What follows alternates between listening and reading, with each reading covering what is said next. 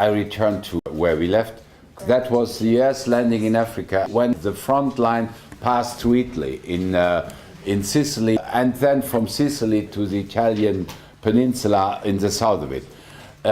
This landing in southern Italy and the reaction of the Italian political responsible, the king and even the Grand Fascist Council, to remove Mussolini from power. This did take place practically just at the eve of the Battle of Kursk.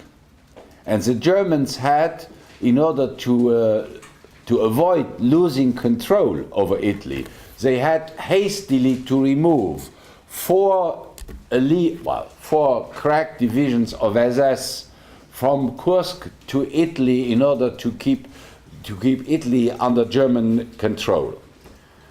A word now about, in a parenthesis, about Mussolini. In other words, Mussolini was overthrown by a conspiracy where army leaders, the king, and even members of his own Grand Fascist councils participated. Because not everybody approved Mussolini's, I would say, slavishly following Hitler. Many Italians criticized that Mussolini had linked his cause and the cause of Italy so closely to Hitler. And so he was overthrown. And Hitler did not, I'll say a word about this later on, Hitler did not undergo the same risk, but Mussolini could be overthrown because, technically speaking, Mussolini was not head of state. The head of state was the king. Mussolini was head of government. So the head of state could still remove Mussolini from his position. And the king will ultimately do it. He will remove Mussolini from power and he will arrest him with the approval of the army and even the Grand Fascist Council. Nonetheless, this late removal of Mussolini did not save the monarchy in Italy. The Allies still felt, and also the Italian people, that the king, from Mussolini's rise to power in October 1922 until August 1943, that is for more than 20 years, the king had nonetheless tolerated, that is indirectly approved, Mussolini's totalitarian dictatorial power. So at the end of the war, a plebiscite did take place and the Italian people decided to abolish the monarchy, and Italy became a republic then. Because the monarchy, the Italian monarchy, had too closely associated itself for many years with the fascist state. That is how you should understand how Italy switched from monarchy to the republic. And the new head of government was a marshal of the army. The name is not important, Badoglio, and originally in the transition period they wanted to establish a neutrality, but in reality they switched sides from the German side, the losing side, to the Allied side. This, nonetheless, did not save Italy from enduring the consequences for having followed Hitler for that length of a time. So in other words, they will, at the end of the war, they will have to take the consequences also in territorial terms and in other terms. But, and we must at least, to some degree, wonder about the Italian flexibility. I open a parenthesis here. In World War I, when World War I started, Italy was theoretically on the side of the Germans and the Austrians, but remained neutral. Then in 1915, Italy entered the war on the side of the French and the British and the Russians. So it was on the winning side, and in that regard participated at the peace conferences which did take place in Paris. Here in World War II, the situation was even more special. They were on Hitler's side. They had even declared war on, Mussolini had declared war on the French and on the British. But in 43, July, August, they switched sides and started, considering themselves on the Allied side. But nonetheless, the Germans were able to disarm the Italian army units in Italy. There were partisan fighting going on, but nonetheless, this switching of the sides did not now mean that the Italian divisions were all of a sudden turning around and fighting against the Germans. That did not take place. And the last thing I would like to mention, Hitler, remember what I told you in 1938 when Hitler occupied Austria. And when he sent an envoy to Mussolini that Mussolini should agree with this Austrian annexation. And Mussolini did agree. He gave up Austria. And Hitler said at that time that he would never forget this, that Mussolini had agreed. And now, in 1943, he proved that he did not forget it, because Mussolini was arrested and sent to a special place for detention in the central Italian mountains, in the Abruzzi mountains. Hitler sent a special commando, a paratroop commando of SS, who landed in this area, liberated Mussolini, and brought him further north to the area which was controlled by the Germans. In other words, Mussolini was liberated by the SS on Hitler's demand and brought to northern Italy, where he set up for the duration of the war, that is a little bit less than 2 years, a so-called republic, as opposed to the official Italian government. That was the Republic of Salo. At the end of the war, nonetheless, Mussolini was arrested when he tried to cross the frontier into Switzerland. He tried to escape when the Allied troops were moving to the northern area. He was arrested by the partisans, and they shot him. They arrested him, condemned him to death with his mistress, Petacci, and he was shot. And you might have seen pictures of Mussolini where his body and that of his mistress, and maybe of one or the other also, who was arrested leading fascist. His body and that of his mistress was exposed in Milan when they were, they did hang upside down on gallows, but of course he had been shot before. That was Mussolini's end.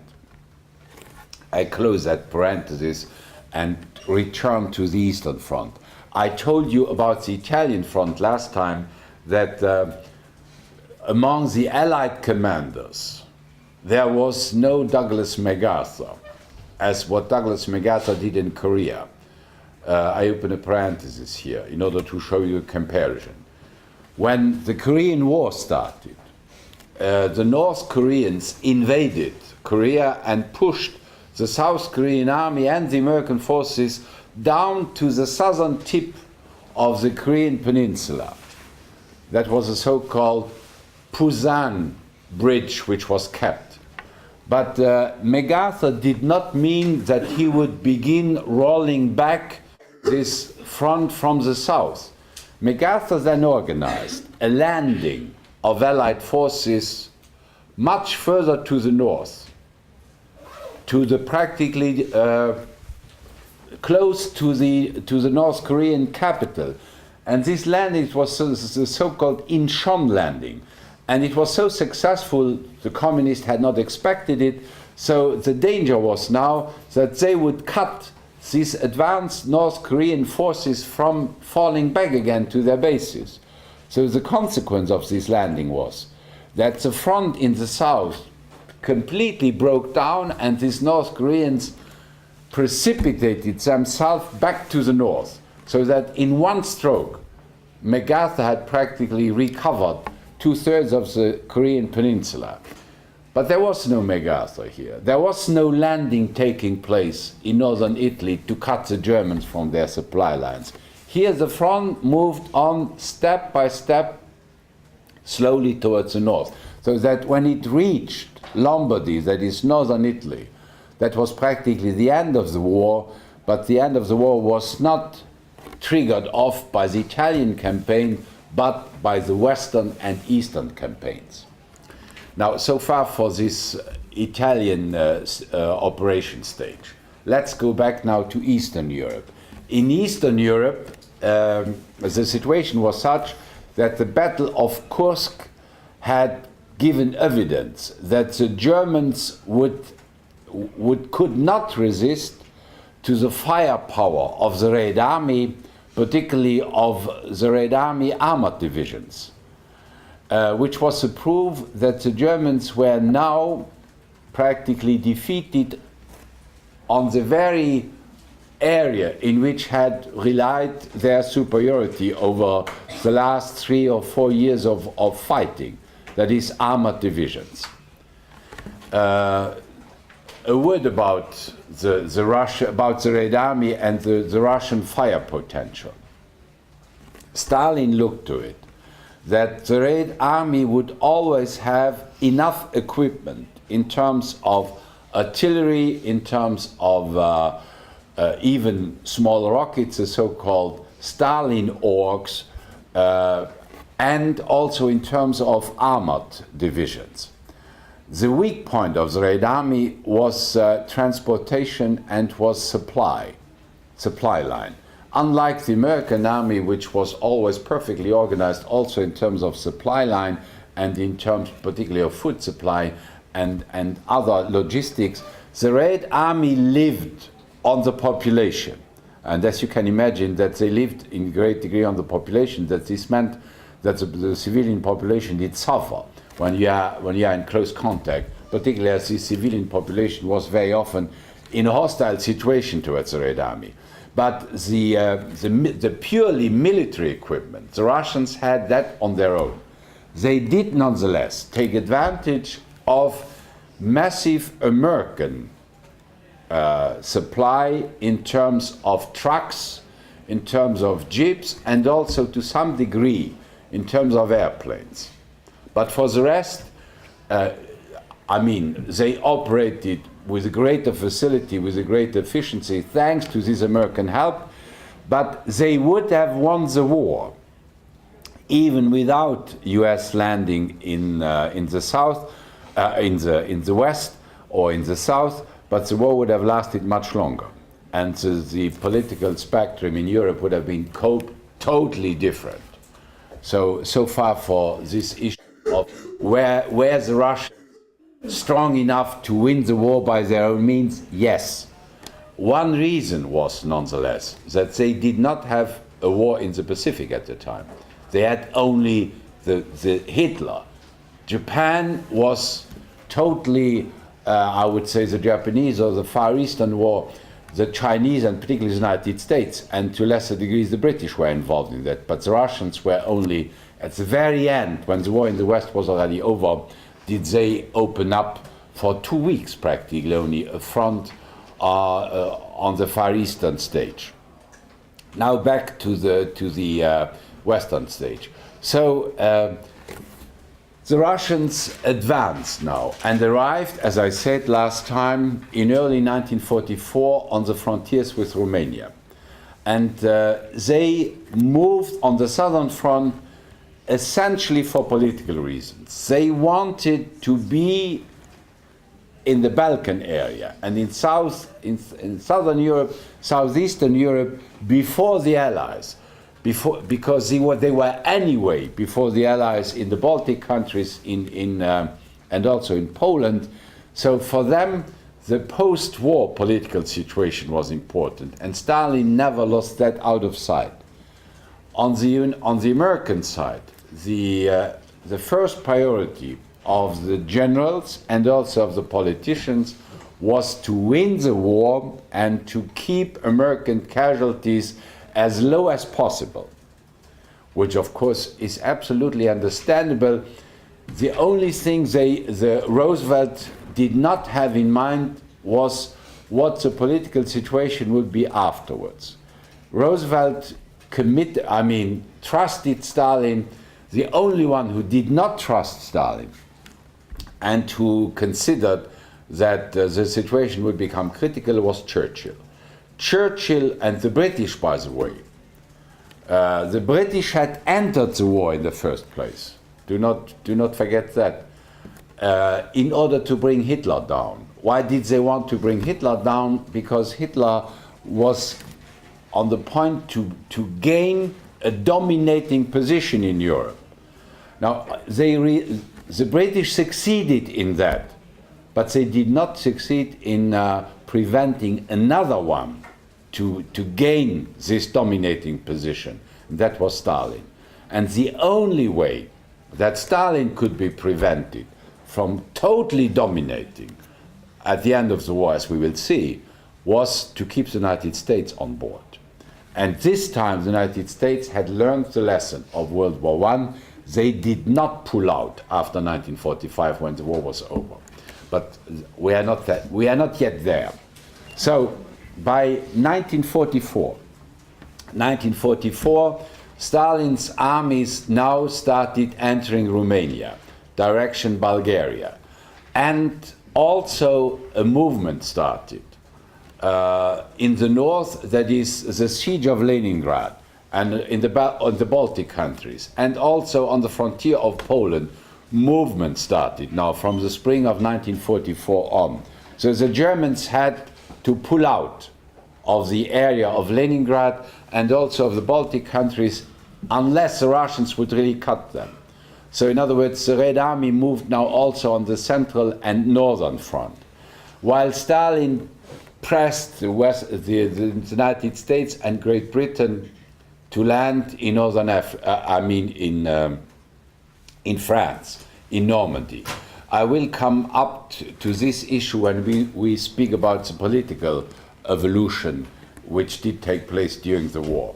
The landing in Normandy, just to keep the military operations together, the landing in Normandy, in other words, D-Day, came on June the 6th, 1944. The Russians had pushed for years that this landing should take place, and they had suspected for a long time that the US and the British delayed the landing purposely in order to let Hitler and Stalin bleed one another white. But that was certainly not absent from the considerations of the future American Vice President, Harry Truman. But it was certainly not in Roosevelt's ideas. It was simply because the United States were not ready before June 1944 for a massive landing in France. Because after all, they had started their huge rearmament program only in late 1941. And so it was impossible that such a massive landing could have been staged before. Now, the landing in Normandy came then ultimately in June 1944, D-Day, and you might have seen also the movie which was made about D-Day, the same as about Midway. But what is important nonetheless is to beware that there has never been in history such a massive landing on such a huge scale with these means in terms of preparation, naval, air force, and also landing corps. This was unique in the annals of warfare, this D-Day operation, and could only the British by themselves would never have been in a position to achieve this. So, and by the way, there was even an element of deception which did take place where the British were really good. The Germans expected the landing to take place in the Calais area, that is, in the place where now the under-channel train, the Eurostar, crosses under the channel to Great Britain. So that they had concentrated because of the British had played an astute game of disinforming the Germans. The German armored divisions were waiting in the area of Calais, but the landing came nonetheless much further to the west. So before the Germans could mobilize their armored divisions, the landing had already taken place, and the Allied forces were on the ground already and were slowly moving up.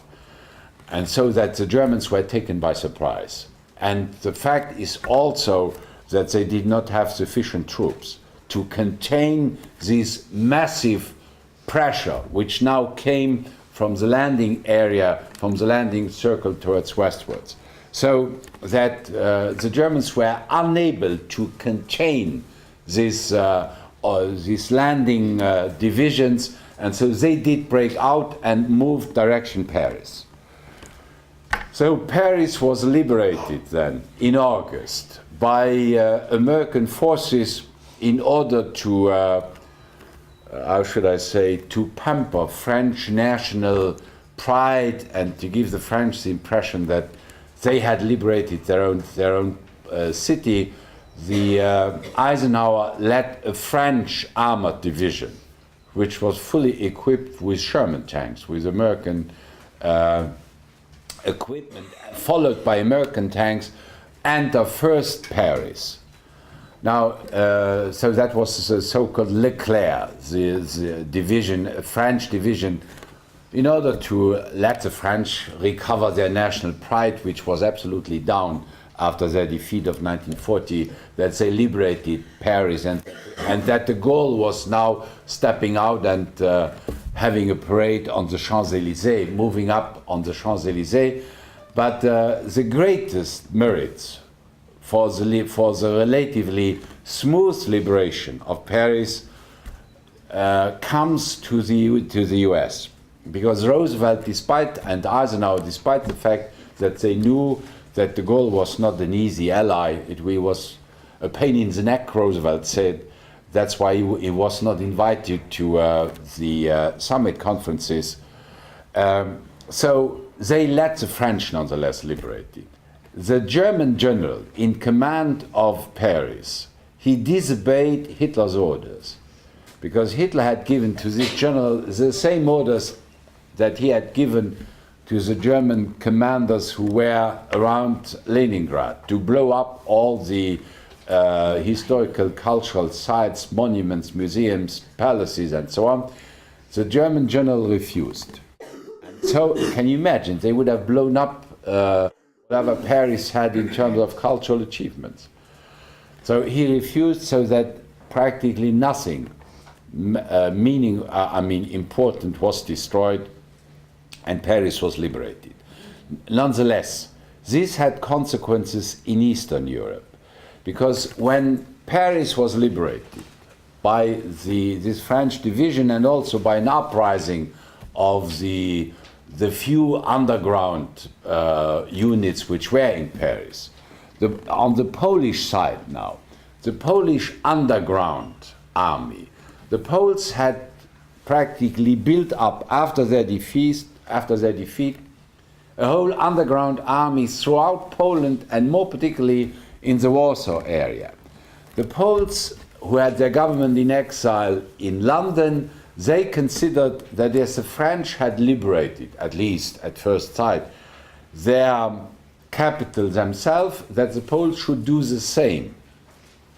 But they expected that the Russians would act towards them the same as the American army had behaved towards the French military unit. But in that case they were wrong, because an event had taken place before which changed the relationship between the Polish government in exile in London and Stalin, the Russian dictator. And this was precisely, remember what we saw when we were in Krakow, this was the discovery of this mass grave in March 1943 of Polish officers in the forest of Katyn. Because when the Germans discovered this mass grave, for once there was a mass grave where they were not the authors. This was a mass grave which went to the credit, between quotes, of the Red Army. The Germans proclaimed very loud that they had discovered the bodies of Polish officers which had been massacred by the Red Army. Stalin immediately denied it. On the contrary, Stalin pretended that the massacre had occurred by the Germans. The Germans had killed the Polish officers. The Polish government in exile requested then an international commission to investigate, the Red Cross. And Stalin was so furious that the Polish government in exile did not believe his version, which was a lie, because his Polish officers had been massacred in 1940. In the spring of 1940, when the Russians had captured them, they shot them. And only about 1/3 of those massacred officers were discovered. 2/3 are still buried somewhere in mass graves in White Russia and have not yet been discovered. So Stalin was so furious that he broke off his political relations with the government he did not recognize anymore the Polish government in exile, but he set up then his own provisional, so-called provisional Polish government in the Russian liberated area. Now, as you can imagine, this Russian provisional Polish committee, which acted as a Polish government, was a group which was handpicked by Stalin. Polish communist travelers, they were all pro-Soviet. On the other hand, the exile government in London, they were Polish nationalists, fiercely anti-communist and fiercely anti-Russian. And they were those who were in charge of the Polish underground army. The Polish underground army followed the Polish government in exile. So when now, in August 1944, as the Red Army approached Warsaw, and they occupied already, because Warsaw is located on the Vistula River, the same as Krakow. And the Red Army had moved in so close that they had already occupied the suburb located on the right side of the Vistula River. The name of this suburb was Praga. So when the Russians arrived there, the Polish underground army thought that they would now logistically support them. So they rebelled. They staged the uprising against the German occupying forces. But they had not coordinated this with Stalin. They had done it without informing Stalin, without trying to get Russian support. So what Stalin did, he gave the order to the Red Army to stop at once and not move, and let the Germans crush the uprising. It took them nearly 2 months, from August till October, where they crushed this Warsaw uprising by using SS divisions, SS from the death camps, and even criminals which they armed to crush the Warsaw uprising. Now, you might have remembered, we saw the movie The Pianist, where you saw the scenes of this Warsaw uprising. Warsaw was to more than 80% destroyed. The last survivors were arrested and sent to concentration and to the death camps, where they died. This was the Warsaw uprising a year and a half nearly after the Warsaw Ghetto uprising. These are two different events. Churchill and Roosevelt, they tried to supply the Warsaw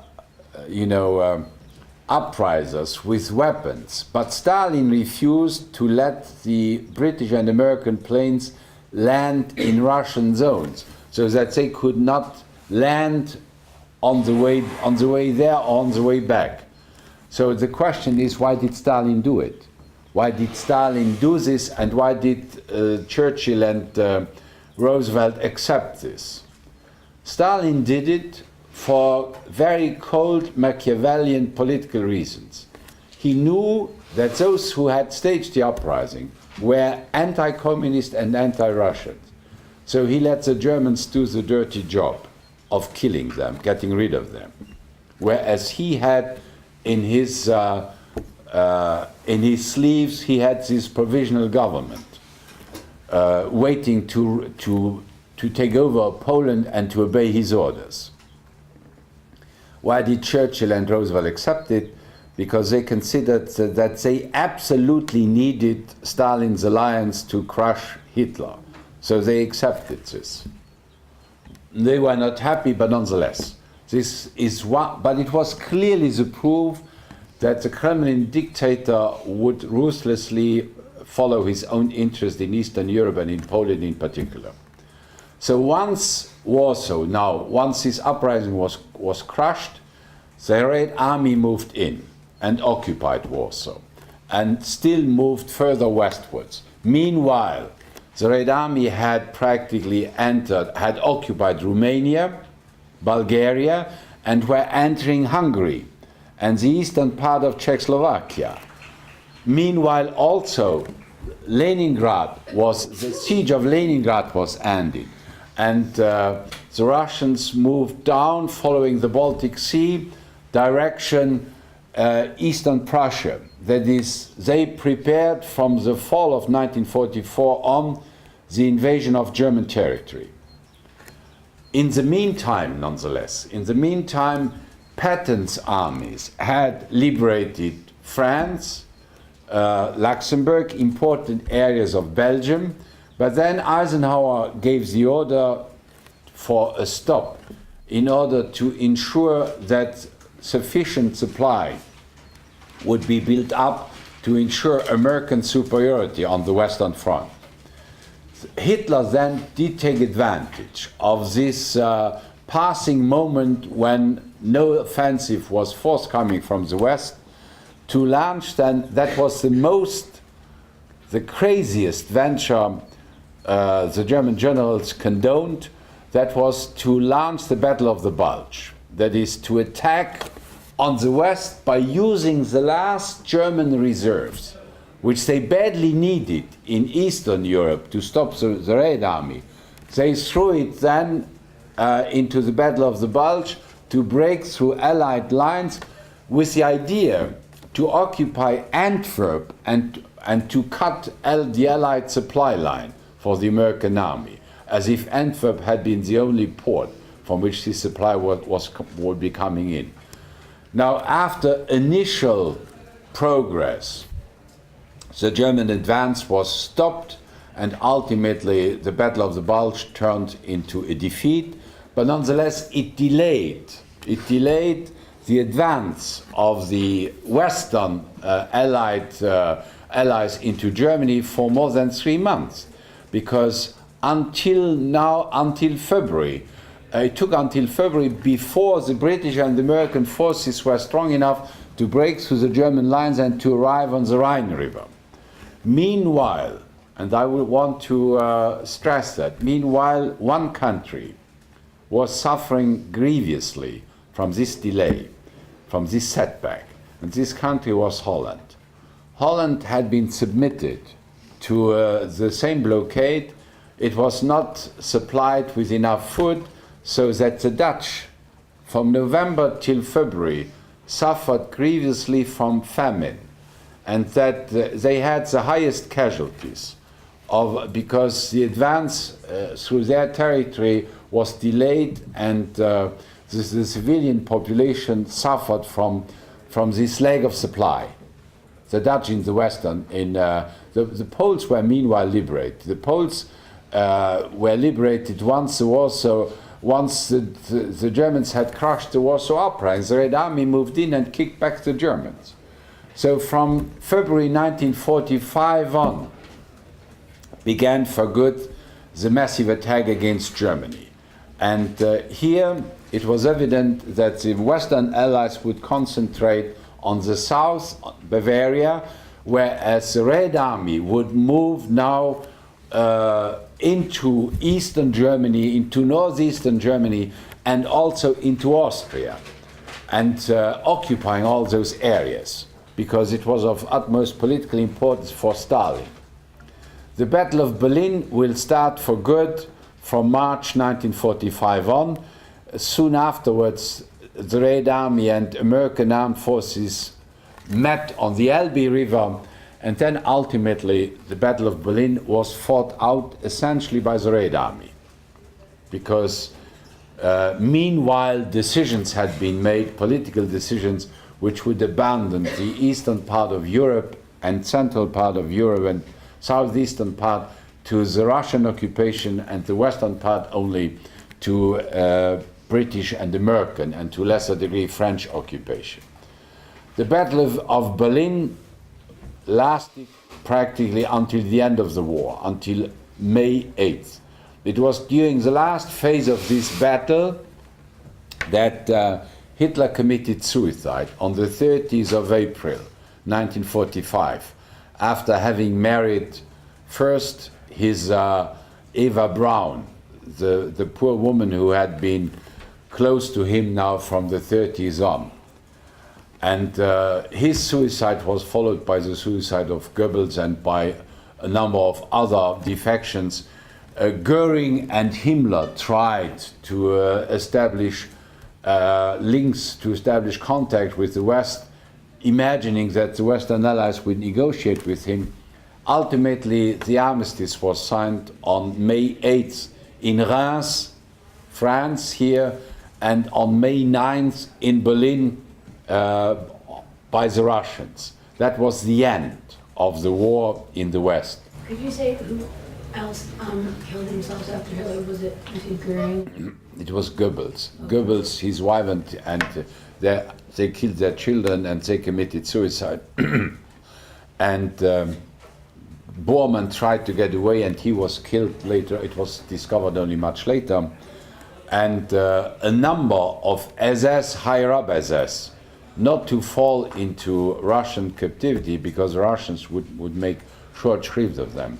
Instead of surrendering, they would commit suicide, because they were very often non-Germans recruited in all kinds of European countries, and they had no place to go. So that was, militarily speaking, May 8th, May 9th was the end of the war in the West. This was the outcome of Hitler's conquest of living space. He left nonetheless a so-called testament, a last recommendation to the German people. On the one side, he practically made the German people for being responsible for this outcome. They had not lived up to his expectations. And so he indirectly admitted that in his racialist blindness and prejudices, he had been wrong. He would admit that the future belonged to the stronger Russian people in the East, admitting that the Russians were, after all, superior to the Germans. And, but he had refused to make any concessions during the last year or month, when even people like Speer made it clear to him that the war was lost.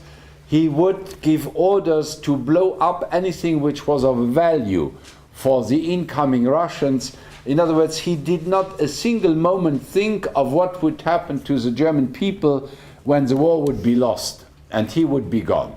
So in other words, what I mentioned to you in a much more limited way, how he behaved during when the putsch failed on November 9th to the 10th, 1923, when he did not care of what would happen to the party. The party should go into dissolution and into total decline. He did not care for what would happen to the German people.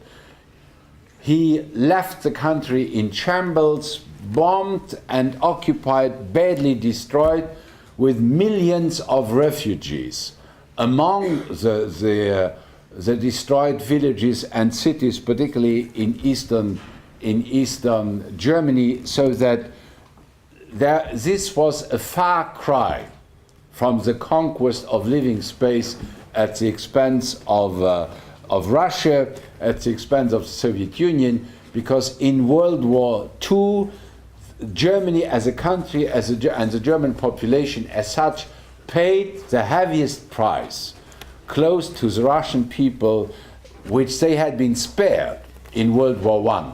When in World War I, Germany was practically untouched, except when the war was over and when ultimately the occupying armies moved in, but they did not suffer from the war itself, as for instance northern France and the French population had, but that was in no way comparable to what would come at the end of World War II.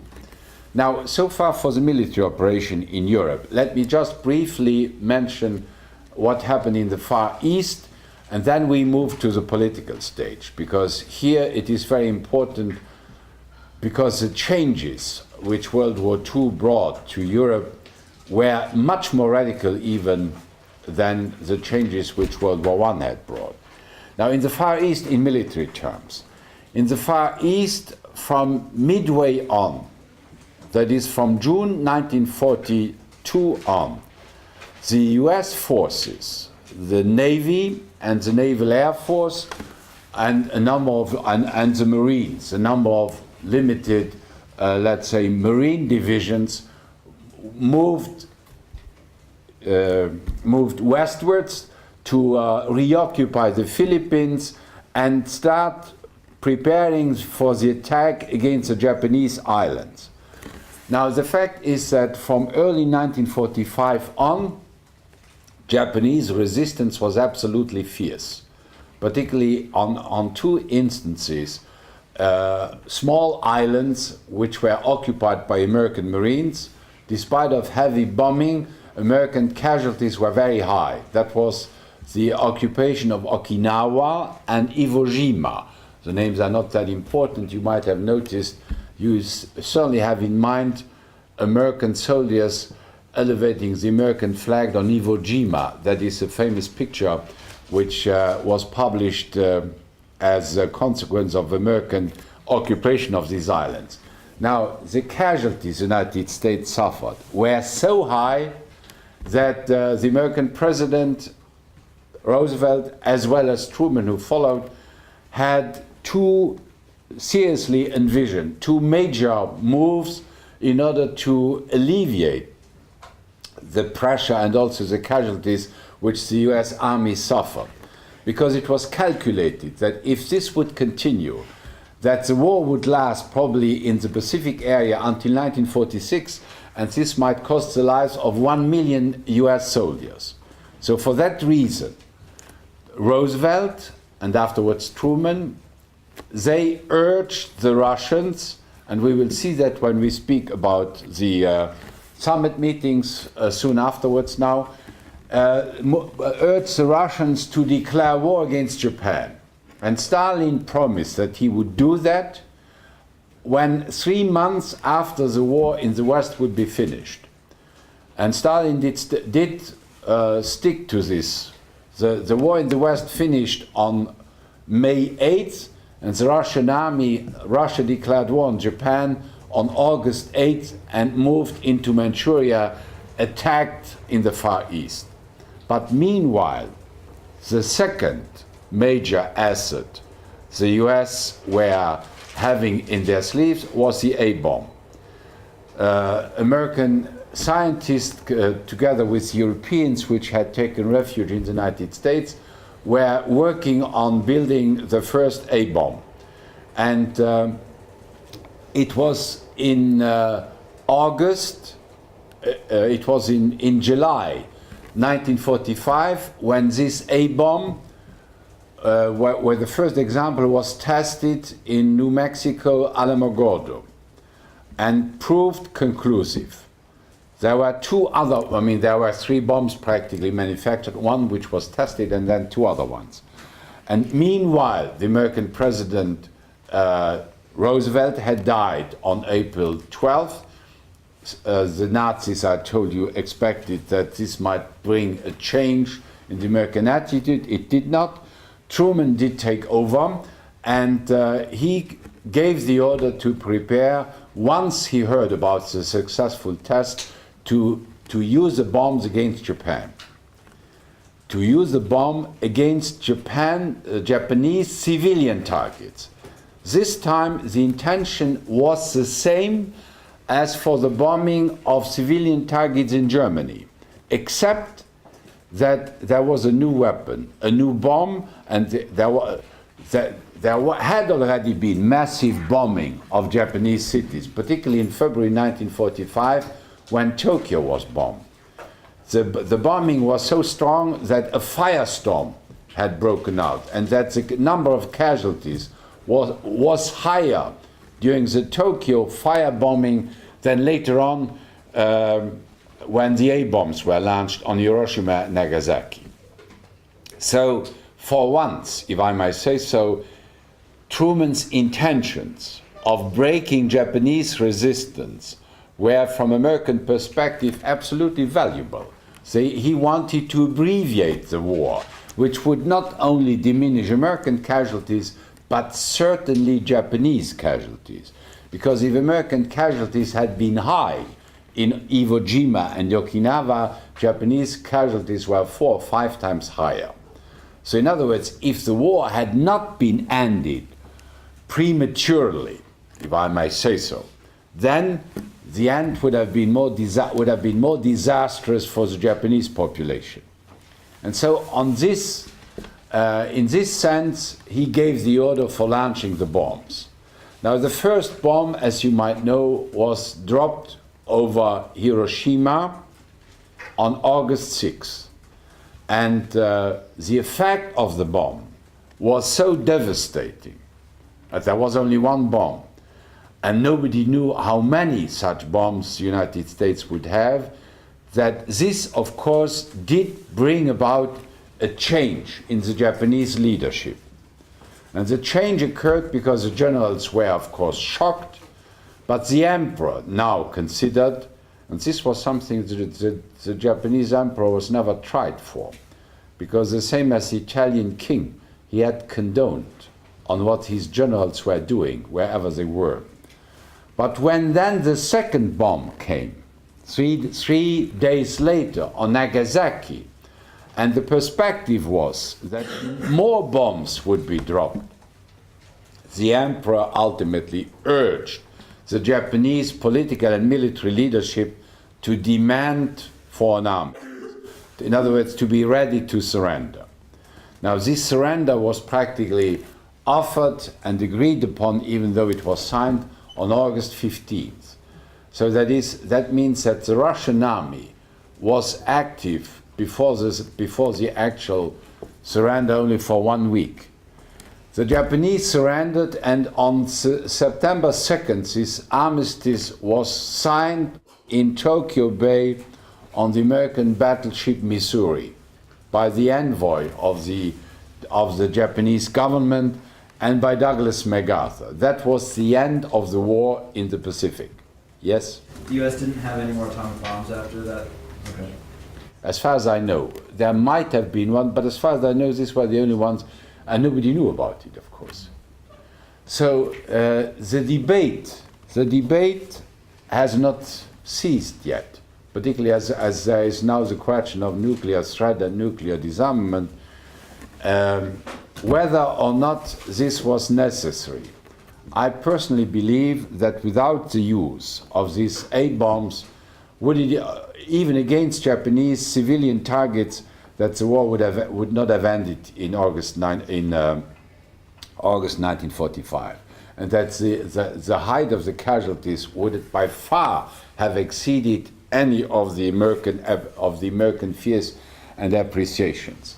So that in that regard, and I think Truman was never seriously blamed for doing this, because it was in line with the attitude American politicians always had, and also in line with the attitude American generals had, that they had regards for their own civilians, for their own casualties, and also in another sense for the enemy casualties, because if the fighting had taken place on the Japanese main islands, the Japanese casualties would have amounted into the millions. Now, this being said, so far for the military operations, do you have questions at this point? Because otherwise we'll turn now to the political evolution. Yes? I also heard somewhere that the Japanese were preparing to like blind women and children around the coast where they thought the U.S. would invade the main islands. Is that true at all? I haven't seen any evidence. I know only that they motivated their women, and particularly their women, and they would take the children along with them during the conquest of Okinawa to commit suicide, because all kinds of horror stories were told about the attitude of American soldiers moving in, and so they did commit suicide. You might have seen pictures how they jumped off into the void, into the fire, but that was purpose. Fanaticism had been so widespread among the Japanese army and among the Japanese society that and many Japanese generals also committed suicide because they did not want to survive their defeat. Okay, now the Russians wanted to have their share also in the occupation of Japan, but Truman refused. Truman told them that they had the Kuril Islands and the other territories of the Sakhalin Island. He would not let them have their share on the occupation of the main Japanese islands, because after all they had fought for a week only. And so Japan was occupied by the American army, and the man in charge of the occupation of Japan was Douglas MacArthur, who was given free hand practically.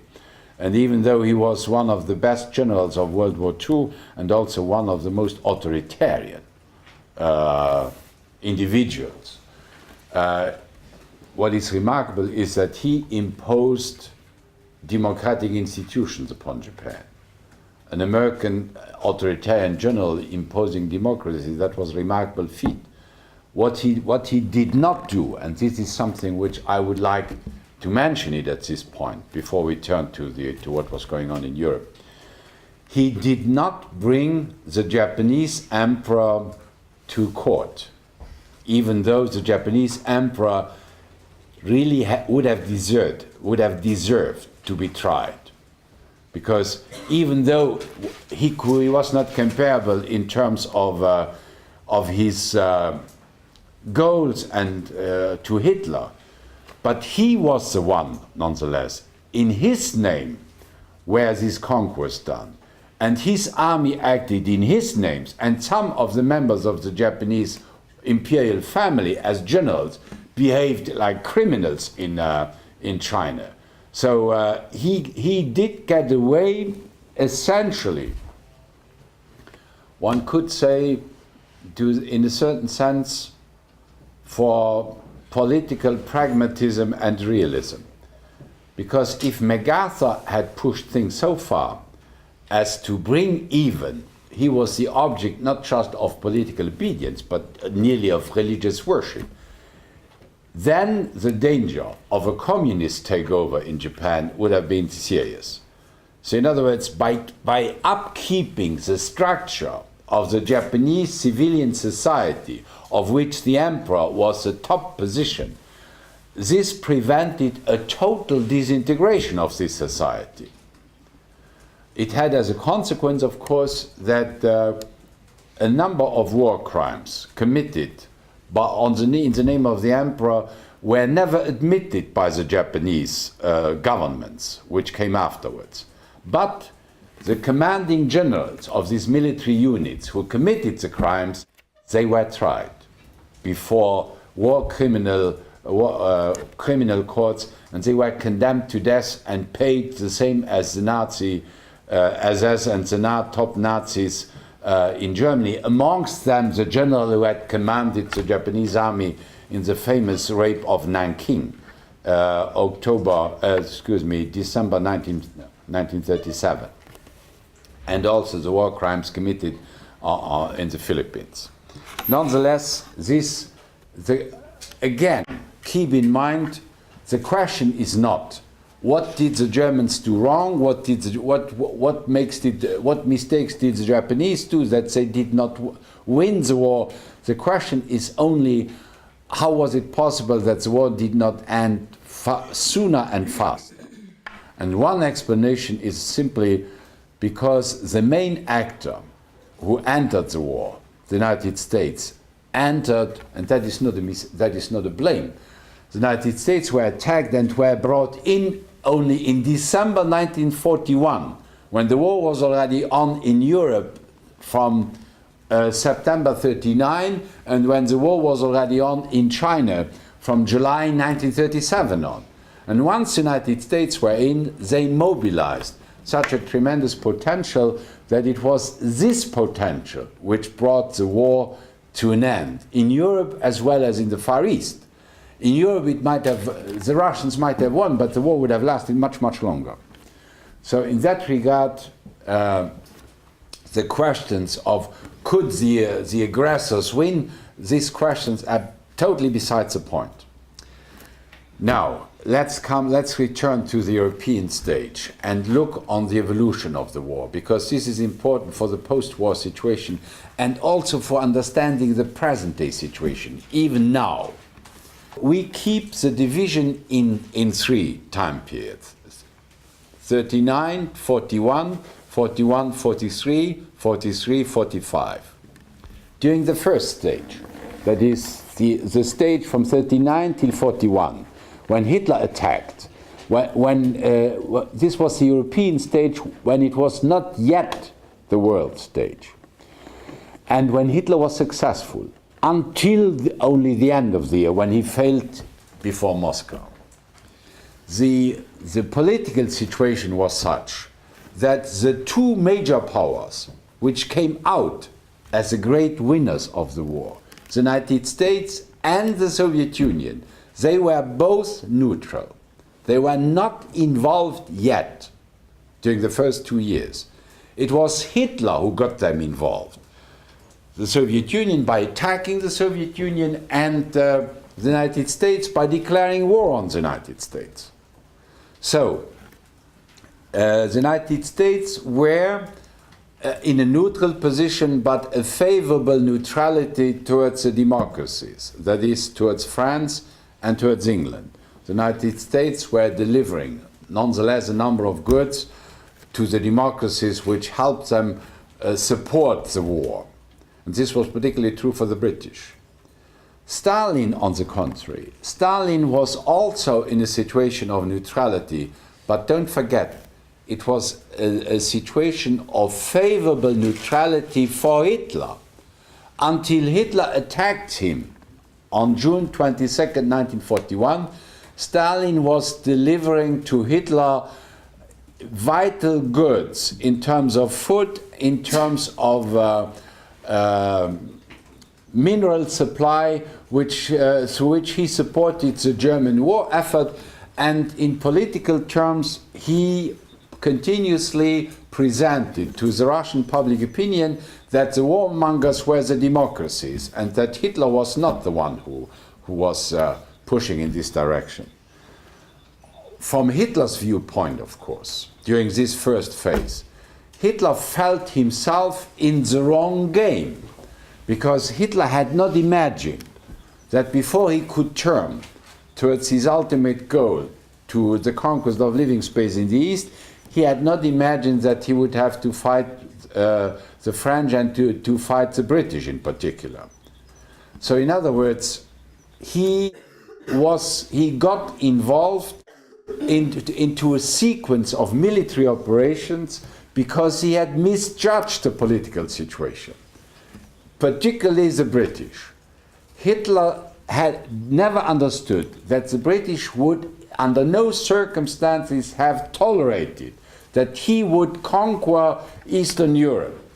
And that is also why, as I said just before, that the British entered the war for preventing one power to dominate, and when the outcome became evident later on, their political, the political outcome was for Great Britain a failure.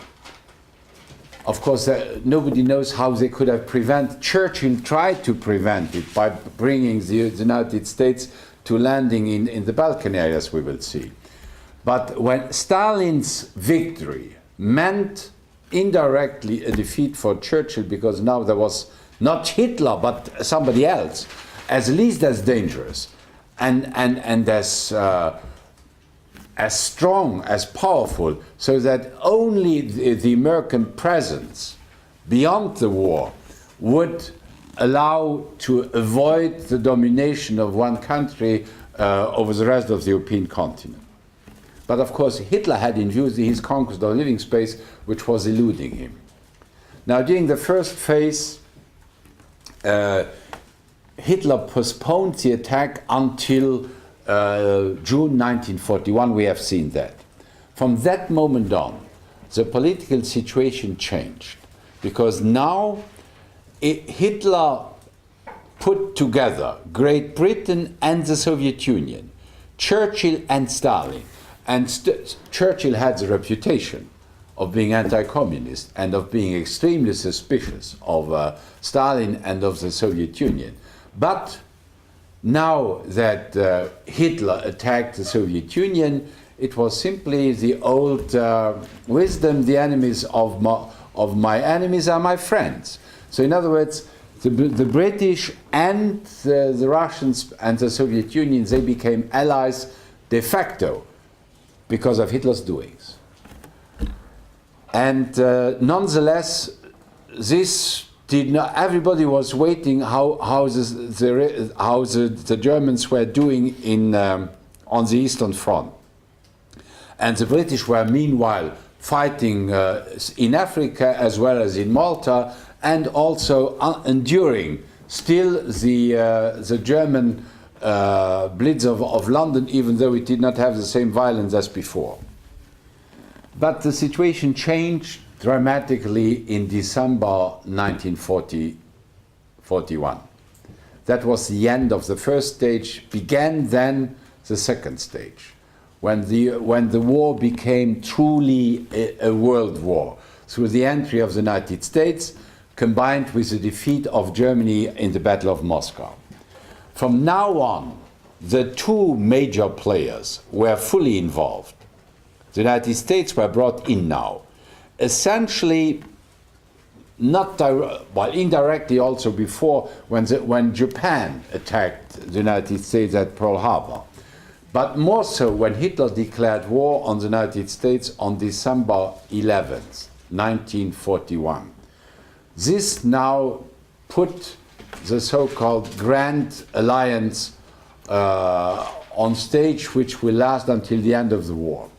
But keep in mind, and I think that is very important to understand what came afterwards, that it was not Churchill's choice and it was not Roosevelt's choice to be allies with the Russians, because they were the most unlikely and also the most unnatural allies. They were, on the contrary, in purely pragmatic, objective terms, natural enemies. Look, the British and the US on one side, they were the champions of democracy, that is, of political liberty, of a multi-party system, whereas Stalin was the champion of the dictatorship of one party, of total absence of democracy. In economic terms, Great Britain and the United States, they were the champion of liberalism, of economic liberty, of free enterprise, of private property. Stalin, on the contrary, was the champion of a state-controlled economy, of total absence of personal initiative or practically private property. So in other words, the two systems in ideological, political and economic terms, and social terms also, could not be more different. The British and the French, they stood for a civil society, which was the backbone of their political system. A civil society which would freely choose its political responsibles.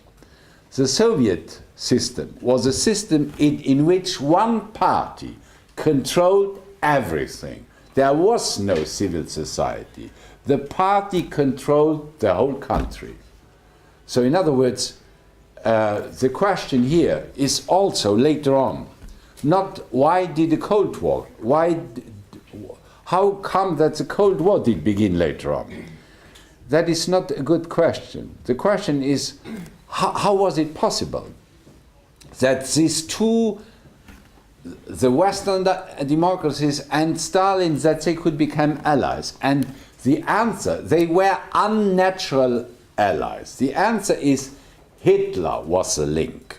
Hitler was the link who made them allies. That is why, once the link was gone, they fell back onto their natural, I would say, starting positions of being totally different systems with totally different goals, with totally different political visions. Now, this being said, I think we'll stop here. We'll see more next time. Please keep in mind what I told you.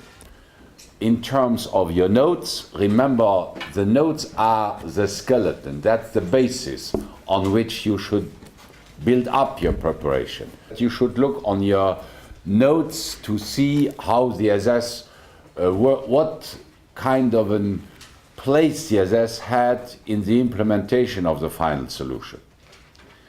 So that you distinguish the main SS, the general SS, the SD, the death head units, and then the army SS, the 4 different units, out of which ultimately Himmler recruited the death head, that's the concentration camp guards, out of which Hitler recruited the Einsatzkommandos, these killer units which followed the German army from June 1941 until June 1942, until ultimately the 6 death factories were set up. So in Davidovich, you follow up essentially the different stages in the implementation of the final solution in Germany and then beyond. That is, in the first part, that is seen from the perspective of the Nazis. How did the Nazis and the SS act? And Hitler and Himmler, or Heydrich, the main responsibles. In the second part, the reaction of the Jewish population, I would say you do not have. Let me just explain to you what events I want you specifically to concentrate upon. Number one are the Nuremberg racialist laws of 1935. The absolute discrimination of which these racialist laws established. That is a major focus in the implementation of the early stages of the final solution. Then the second thing will be the Rise Crystal Night. That is November 9th to the 10th, 1938, and always, all those events use the triple approach: origins, events, consequences, also for other topics. And then the Einsatzkommandos, that is particularly in the first year, the first 6 months, the second 6 months, in the attack against the Soviet Union. What were they doing? How did they operate? Why were they there? What did they do? What were the consequences, ultimately? Then the fourth element, which you should also focus upon, that is the Warsaw Ghetto Uprising. That is 1943, April, May, the Warsaw Ghetto Uprising, which you should not make a confusion with the Warsaw Uprising. The Warsaw Uprising, this is the Warsaw Ghetto Uprising, where the fighting did take place for about 5 weeks. And here I want you to have a closer look in order to understand that better. How the Jewish community operated in the ghettos. First, the officially imposed German Judenrat, this Jewish council, which was the go-between between the SS and the Jewish population. Then the alternative community. This was the organization which the Jewish population in the ghettos set up on their own in order to maintain the Jewish tradition, the education of the people, the kind of welfare, how they operated on their own to keep together. And then the third community, which is the underground community. And in this underground community, the most important cell which ultimately organized the Warsaw Ghetto Uprising was the ZOB. ZOB, it's a Polish appreciation for the fighting units which existed, particularly in the Warsaw Ghetto, and in a lesser developed way in the Krakow Ghetto. But if you remember what you saw in the Gestapo headquarters, there were pictures of the ZOB of Krakow, but of course they did not come out in such an impressive way. Their armed resistance was very limited and in no way comparable to the Warsaw Ghetto, because simply the Warsaw Ghetto, in terms of population, was nearly 10 times bigger in terms of population than the Krakow Ghetto. Okay, so far for that.